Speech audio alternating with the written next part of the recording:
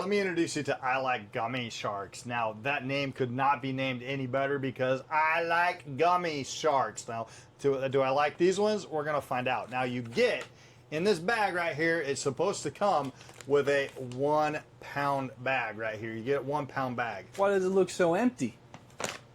Why don't we put this to the test? Yeah, let's find out. That's not 1 pound.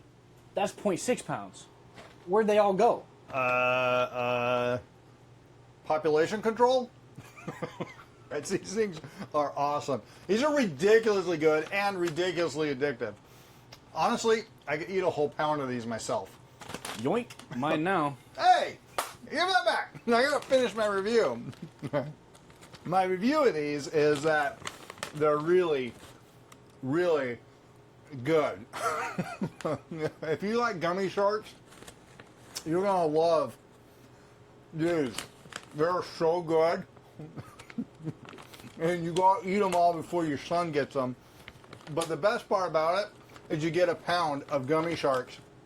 Oh yeah, and did I mention they're good?